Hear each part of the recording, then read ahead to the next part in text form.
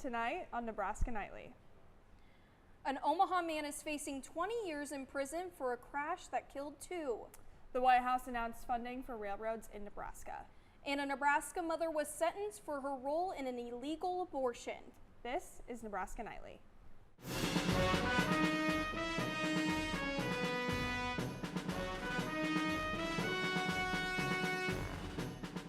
Live from the Don and Lorena Meyer studio at the University of Nebraska-Lincoln College of Journalism and Mass Communications, this is Nebraska Nightly. Welcome to Nebraska Nightly. I'm Elena Tomish. And I'm Macy Neumeister. Our top story tonight, an Omaha man will be going to prison for killing 2 women and injuring more than 20 people in a crash over Memorial Day weekend in 2022. 20-year-old Kyle Stark pleaded guilty to 1 count of manslaughter and 1 count of DUI to cause serious bodily injury, which holds a combined sentence of more than 20 years. Stark was supposed to go to trial this fall after first pleading not guilty to the charges last year. Lincoln police reported Stark was traveling close to 90 miles per hour when he crashed into another car, sending it into a crowd of people. The crash killed 20-year-old Emily Siebener and 22-year-old Eden Hermosillo. Stark will be sentenced on November 16th. U.S. Department of Transportation Secretary Pete Buttigieg gave a stop in Grand Island yesterday, where he discussed a major investment to railroad projects in Nebraska. Buttigieg announced $15 million will be put towards this project. The plan will involve track-related improvements, rail car repair facilities, and more. Secretary Buttigieg says this is a railway that is clearly so important to the businesses and agriculture producers near here, connecting them to other lines that connect them to the entire country. Buttigieg visited the Cathcart facility in Grand Island. Cathcart Rail's CEO Casey Cathcart says he's flattered they were chosen for this event, and he says the funding will allow safer and more efficient movement of rail traffic. The mother of a Nebraska teen who had an illegal abortion and disposed of the fetus learned her sentence on Friday. 42-year-old Jessica Burgess is sentenced to 2 years in prison. Burgess pleaded guilty in July to giving her then 17-year-old daughter pills for an abortion after 20 weeks. Prosecutors say the fetus was 29 weeks old when it was aborted. The remains were then buried and burned in a field. The case drew national attention as it coincided with the Nebraska legislature passing a more restrictive abortion law. This case was the final case to be prosecuted under Nebraska's old law, which outlawed abortions after 20 weeks. The daughter was sentenced in July to 90 days in jail, and she has already served her sentence. Coming up after the break. Writers Guild of America strikes a tentative deal. El Paso mayor speaks on migrant overflow. Plus, House Speaker McCarthy voices frustrations for fellow Republicans, all after the break.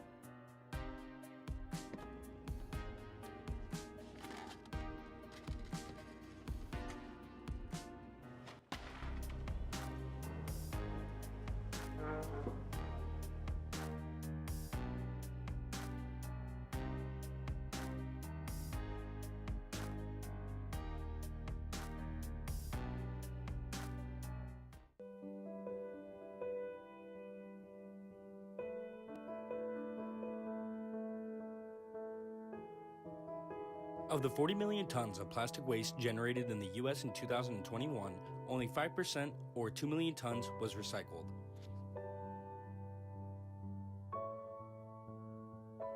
Make sure you do your part in keeping Anderson Hall clean. For more information on recycling statistics, visit epa.gov today. Welcome back to Nebraska Nightly. Well, it's finally warming up into the weekend, and Logan Schlotman has your forecast. Logan? Oh yeah, we'll definitely be seeing these temperatures rising all the way up till Friday, but our current temperatures right now in the state of Nebraska, we got a 78 down in Lincoln, 74 in Omaha, and if we go clear across to the west, we still have a 78 over in Scottsbluff with our low of 67 in O'Neill, Nebraska. But for our radar right now, we're going to be seeing a lot of rain, especially from Minnesota down to that Missouri part here. It's all going to be avoiding Nebraska. We're going to be relatively dry for the next week. The only thing we're going to see is just a little bit of wind that's going to be blowing this way, getting faster and faster throughout the next couple days. But for your surface analysis, we're going to be seeing that high pressure system. This is the reason why we're going to be seeing not a lot of rain and low wind speeds for right now. Well, like I said, the majority of the interesting weather in the United States is going from Wisconsin all the way down to the Florida Keys and a little bit over in Washington. But since these isobars are very spread apart, that's why we're seeing these low winds of 4 to 5 miles an hour. But for your 3-day forecast that finished off your school week, we're going to be seeing temperatures going from 78 all the way up to 91 on your Friday, with wind speeds getting larger and larger, going from 3 all the way up to gusts of 22 miles an hour, which is going to be very fast. But for tonight's forecast, it's going to be 65 degrees, mostly clear with a north-northeast wind going from 3 to 4 miles an hour. And from going from 5 all the way to 2, it's going to be going from 76 all the way down to 56. So if you're looking to get a little bit more studying on, I think it might be a great night to go outdoors on your porch and finish up some exam work. But looking at your week ahead for the next 7 days, we're going to be even seeing those temperatures increase all the way up to a high of 91 on Friday, then dipping down to 87 on Monday with the Husker game day on Saturday. It's going to be looking nice with lots of winds with a high of 90. Go take it back to the desk. Thank you, Logan. The Writers Guild of America and major Hollywood studios have reached a tentative deal to end the months-long strike. The WGA announced the tentative agreement in an email to its more than 11,000 members on Sunday evening, calling the deal exceptional. The Guild says the leverage generated by the strike is what, quote, finally brought the companies back to the table to make a deal. The writers have been on strike since May 2nd, the second longest in the union's history.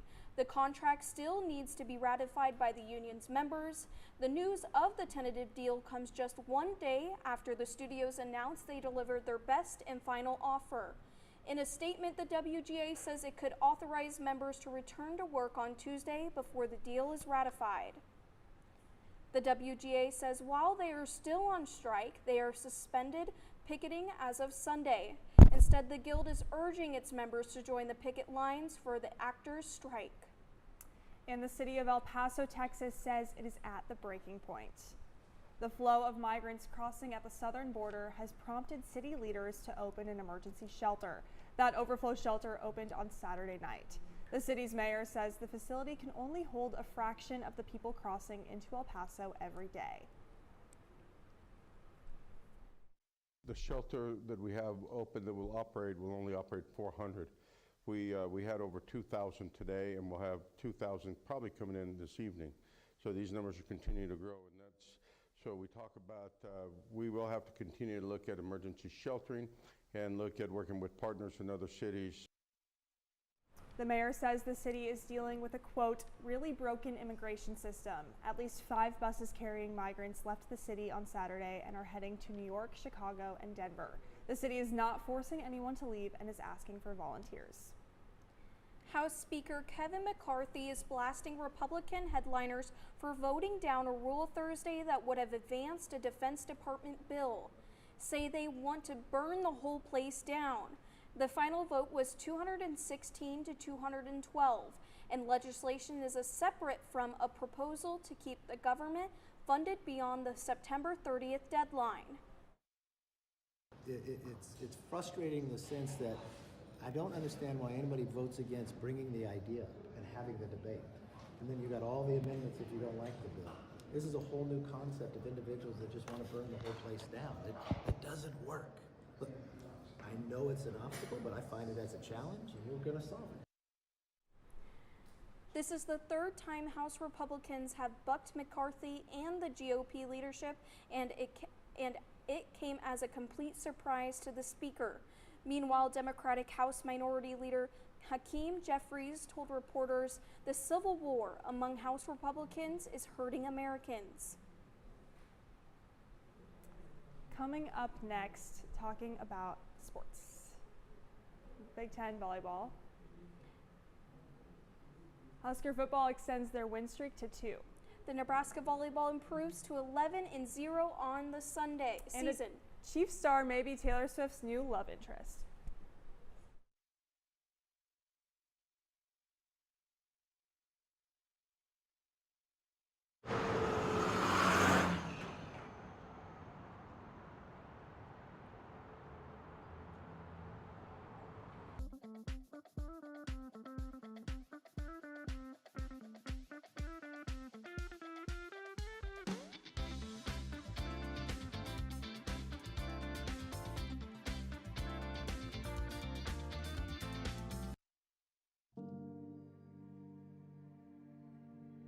Don't let it happen to other Big Ten schools. Go to saveourdinos.org to learn more.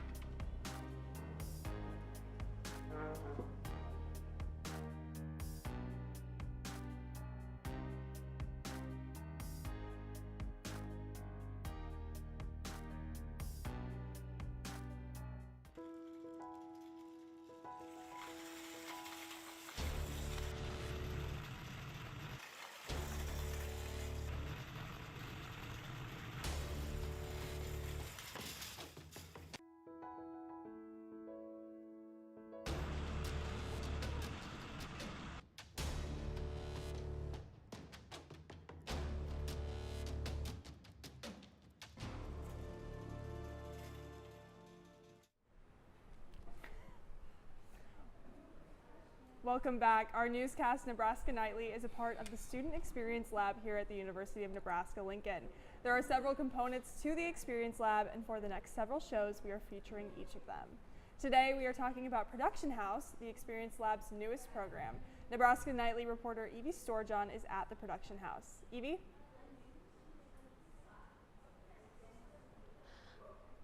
Thank you, Elena. Right now I am at the 3rd floor of Lincoln Children's Museum for the Production House Experience Lab. This Experience Lab is new for fall 2023. The Experience Lab gives students a chance to earn hands-on experience and prepare for the workforce. Today I am with Marissa Lindeman, a lead for the Production House Experience Lab. So Marissa, how did you get involved in your position? Oh, thanks for asking, Evie. I'm happy to be here today. I actually got a couple professors that reached out to me and said that I would be a good fit for the program. And then Christian and I set up an interview together, and it turned out that he thought I was the right fit for the program. I'm really passionate about student involvement, and I think Experience Lab, the best part about it is that it puts students first, so we really lined up our goals for that. Yeah, absolutely. So what was your vision for the Production House? Mostly about student involvement. I wanted to make sure that student input came first and foremost. In a program like this, you're pretty much like a student-run agency, and it's important that they feel like their voice is heard. We also talked a lot about scheduling, making sure we were organized right from the start. We had several different clients in mind, and so we talked a little bit about what kind of work we wanted to create for them. And quality has always been our priority from the beginning. Christian and I talk a lot about making sure that we have good lighting, good audio, that those are skills that we are passing on to students so that they feel comfortable when they go out to meet with a client or do a project. Yeah, absolutely. So what kind of hands-on experience can students gain from being in the Production House? A lot. I think the biggest benefit is really that opportunity to get to know people. I think we say this a lot in the journalism world and in the production world, but it's about who you know, less than like what you know. And if you know people, then you can get to that what you know a lot sooner. So I think a little bit of it is networking. Well, a lot of it is networking. And then in addition to that, we have a lot of technical skills that we focus on: how to set up lights, how to get good B-roll, how to do a quality interview, and making sure that when people go out, they feel prepared to use those skills in a real-world setting so that when they get their first interview, they know what to do. Yeah. So why should students want to join the Production House Experience Lab? Well, I might be a little bit biased, but we are by far the best program of the experience labs. I think that we are organized, we are motivated, and we give students the opportunity to try out stuff that they're passionate about. And so there's a little bit of flexibility there. If you're someone who's more interested in doing interviews, you can do that. If you're more interested in camera work, you can do that. If you're more interested in social media, we're opening up that as an option too. So students really get a lot of real world experience, but it's also a flexibility so that they can explore what they're passionate about. Yeah, absolutely. Well, thank you so much, Marissa. It was so nice talking to you. Back to you at the desk. Thanks, Evie. Stay tuned for Friday when we feature Unlimited Sports. Now we're going to toss it over to Trey Marler. We're going to look into sports and see, Trey, what's going to happen this weekend? Thanks, Macy. Well, the Huskers came into the long weekend looking to build momentum after a 35-11 win a week ago. How'd they do it? Well, that's in large part to this man right here, Heinrich Harburg, who was getting the call at quarterback for the second straight week. One of the greatest traditions in college sports, the tunnel walk to get the Saturday afternoon contest started. Matt Rowe rolling the dice early with a fake field goal inside the 15. Timmy Bleekrode, maybe RB3 this week. I don't know. We'll see. Billy Kemp off the left side moments later as the Huskers go up 7-0 early.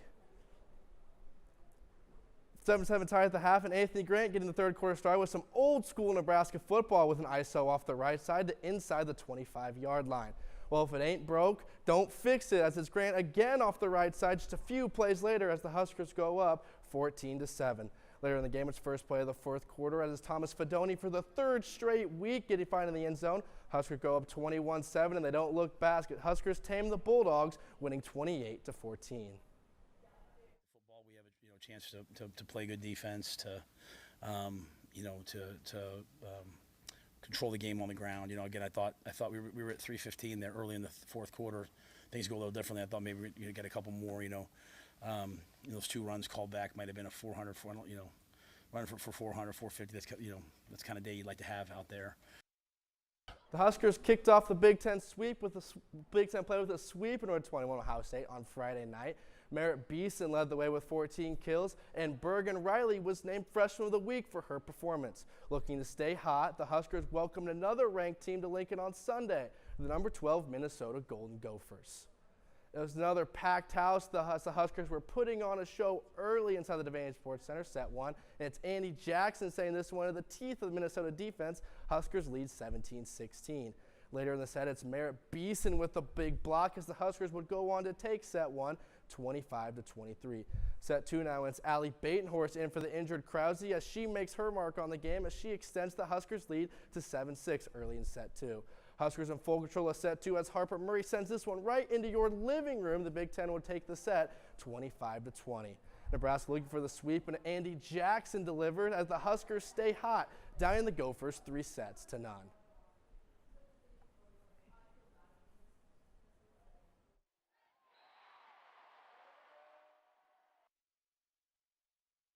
We'll go on the road for the Travis Kelce with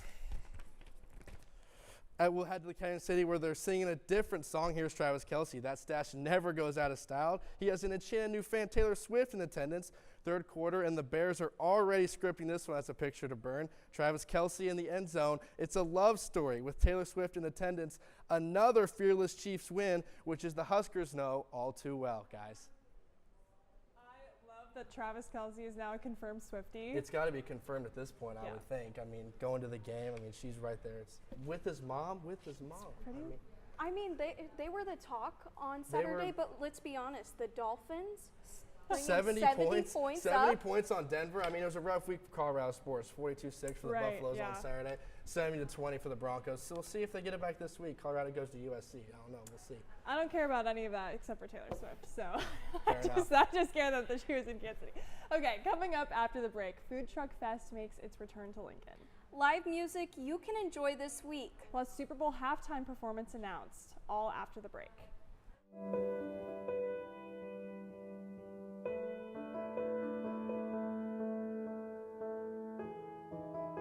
Of the 40 million tons of plastic waste generated in the U.S. in 2021, only 5% or 2 million tons was recycled.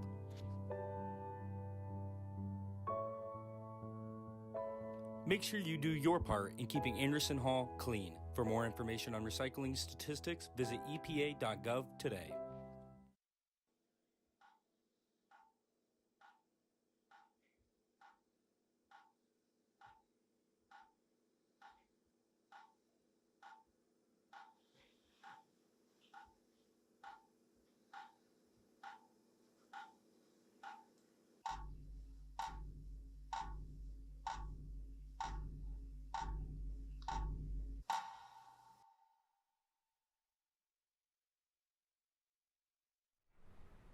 It's a big weekend in Lincoln, and Reed is here with all the details. Reed? Thanks, guys. Lincoln City Council is hosting a food truck festival this Saturday. Plan ahead, starting at 11 a.m. to 2 p.m. at the City Food Truck Zone under Rosa Parks Way. There will be appearances from city council members, basketball games, and music. Multiple vendors including Barry Abbas, Motor Food, La Cocina, Street Trats, El Taconazao, and Mary Ellen's will have plenty of food for the whole family. This Thursday, Duffy's Tavern will be hosting a live music night featuring Denver's The Copper Children and Georgia's The Broken String Band. If you're a fan of live music, head down to 14120 Street so you can enjoy these bands with their unique blend of styles. The doors open at 8 p.m. and the show starts at 9 p.m. Admission is $7 and $10 for minors. For more information, visit duffyslincoln.com. If you want to get out and see a community play, the Lincoln High School Theater Department will be performing The Mouse That Roared, based on the book by Leonard Wimberly. They will have 3 performances starting tomorrow at 7 p.m. through Friday. Don't miss out on this hilarious comedy. The price of admission is $5, and you can purchase your tickets at the door of Lincoln High. Back to you at the desk. Thank you, Reed. Well, it's one of the biggest music shows of the year. We are, of course, talking about the big Super Bowl halftime show, which we now know will feature Usher. Sunday, the National Football League and Apple Music confirmed Usher will be headlining Super Bowl 58. In a statement, Usher says the performance is an honor of a lifetime, adding, quote, "I can't wait to bring the world a show unlike anything else they've seen from me before." It's unclear what other artists Usher might invite to perform with him, but he has worked on projects in the past with Lil Jon, Ludacris, Alicia Keys, and will.i.am. The game will take place on Sunday, February 11th at the Allegiant Stadium in Las Vegas. I am so excited for that halftime. It's going to be awesome. I always get excited for the Super Bowl halftime show, but this one's going to be better than the rest, I think. I want Justin Bieber. I want Justin Bieber to be his special guest. Amazing, yes. Well, thank you for joining us. Nebraska Nightly is a student-run production of the University of Nebraska's College of Journalism and Mass Communications. Thanks for tuning in. We'll see you again on Friday. This is Nebraska Nightly.